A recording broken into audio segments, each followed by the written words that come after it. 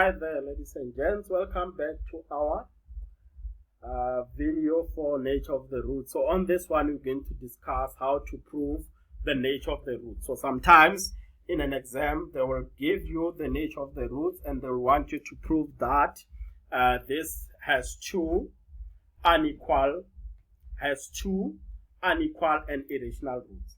So in order for you to solve these things, there are steps that you need to follow to prove the nature of the roots. Right. So when first thing first, you can put this thing in standard form, which is very, very important. The second one, you can sub in the correct values and calculate the discriminant. Then from there, you can determine the roots and confirm whether they are as supplied.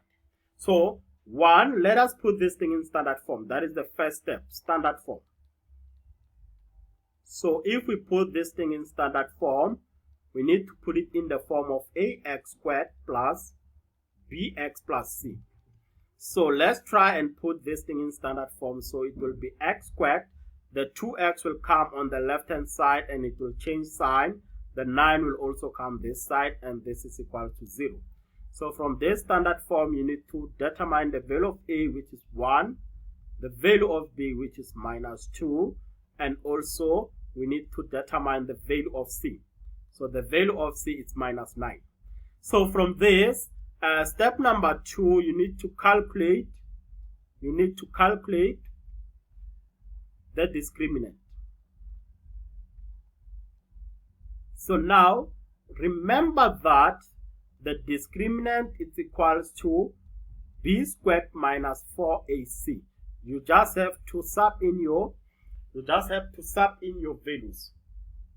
So plug in your ingredients. We'll have b as minus 2 squared minus 4 into the value of a, which is 1, and the value of c, which is minus 9. So when you pass this on the calculator, we'll get the discriminant to be 4 squared plus 36, which is equal to 40. So now let's do the last thing and determine what? Let's do the last thing and determine the roots, which is number 3. Let's determine the roots. So when we determine the roots will be, let's go to our map. This delta is greater, is 4. So it's 40, So if we check on the map, we can see is 40 a perfect square or not a perfect square. So we know that 40, it is not a perfect square. So it will be in that part. The first one, it will be rational. So when we go up, it is rational. Then we keep going up. It will be unequal. It has two unequal roots. Then when we go up, we can see that from this point, it will be what? Real. Remember, you just have to follow the map. From this point, this is where you start and say this is rational. Then you move that side. When you get here, you'll go up. It will have two unequal roots. Then from two unequal roots, we keep on going until we get to the finish line, which is where we say the discriminant will be what? The discriminant will be real root. So the nature of the roots, now we need to write down the nature of the roots. So we're going to say number 1, the roots are, first one, real, because delta is greater than 0. Second one, we said unequal, 2 unequal, because the discriminant is not equal to 0. Then the last one, we said it's irrational. Irrational, why? Because the discriminant is not a perfect square.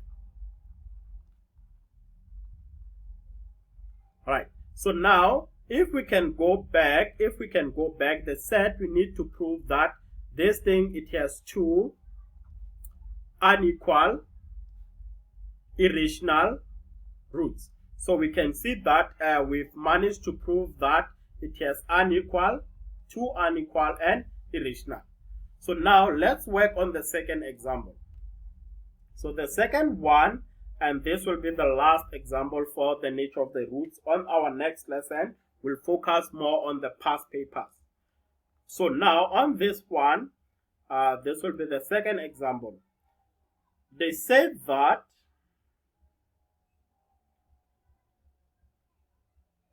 for the equation,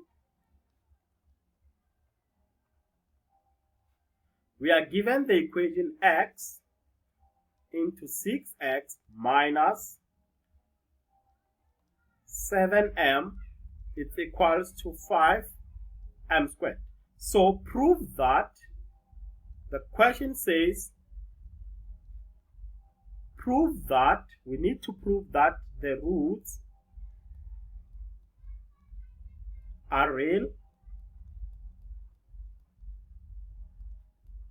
rational,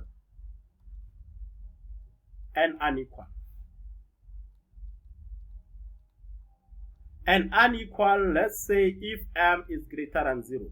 The reason I want us to write this down is that, remember the first step, that the first example, let's write it down. The first example that we did, this one, it's when we have no unknown.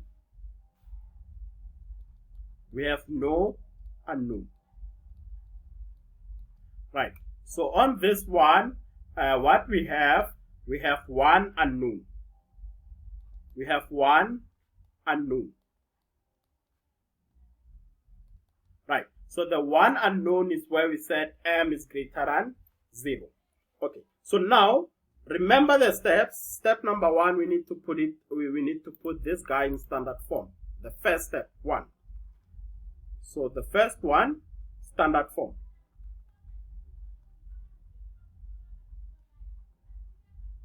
So to put it in standard form, what we have to do is that we need to multiply out the bracket first, which will give us this times that will give us 6x squared. This times that will give us minus 7mx. Right. The reason I'm saying 7mx, remember x is our variable, so the coefficient of x will be minus 7m.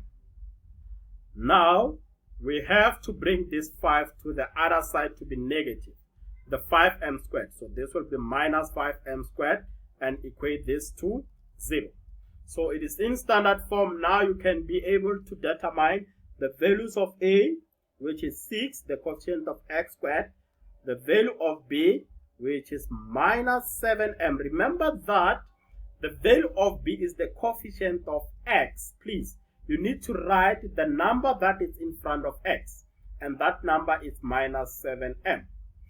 So now the value of c is minus 5m squared. We take that with the sign. From there, we can go to the next step, which is step 2, is to calculate what? You need to calculate the discriminant. So you will see when we do past papers how easy it is to solve this problem, the discriminant.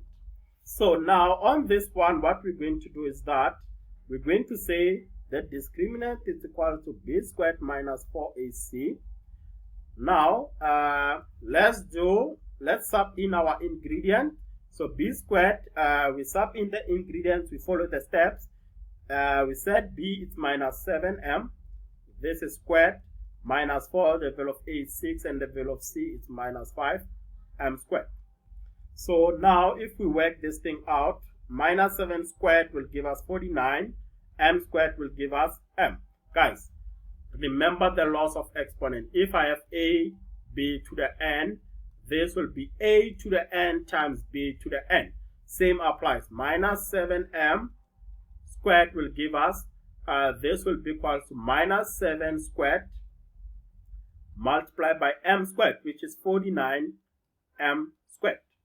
So the mistakes most of learners do is that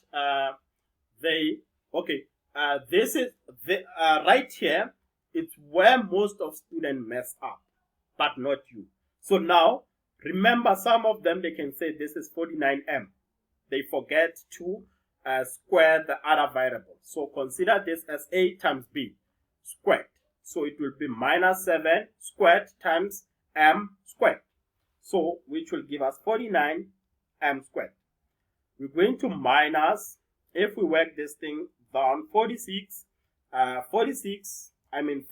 6 times 5, it's like saying 4 times 5 is 20, 20 times 6 is 120. The negative cancels, this will be plus 120 plus 120 m squared. So these are the like terms. Why? Because both of them, they have the variable as m squared. We can add these two to get 169 m squared. Okay, not 16, but 169 m squared. Okay, so this will be 169 m squared. So now we need to determine the roots. So let's determine, this is step number 3. You need to determine the roots. I'm going to write them here. 1. So remember that we said that m is greater than 0. So any value that we sub in here, from the question, we said m must be greater than 0. So any value that we substitute where this m will make the discriminant to be positive. So our discriminant will always be positive. So since it is always positive, according to our map, our discriminant will be greater, but it won't be equal to 0 because 169 is greater than 0. So our discriminant, this is where we're going to start. It will have, we know that, okay, it will be greater than 0. We know that it's greater than 0. It will be real, and it will have unequal roots. So it's real because the discriminant will always be greater than 0. It will have number 2 unequal. It will have unequal because the discriminant is not equal to 0. So now let's say that if m is greater than 0 and we have 169, so we can say that let's sub in is let's check this number. I have 169 m squared. What is the square root of this? We know that the square root of 169 is a perfect. So 169 is a perfect square. So now I can write this as the root of 169 multiplied by the root of m squared. So we're going to get this as what? We're going to get, if you check this, we're going to say, we know that the square root of 169 is 13, therefore m. So this will be a perfect square. So now, another thing, if it's a perfect square, it will be rational. Right, it will be rational. And this is how you do the nature of the roots. And this is the last part of the nature of the roots. From now, we can start doing some of the exam questions. So on our next lesson, we're going to try and solve some of the exam questions from the past papers. And thank you very much for watching.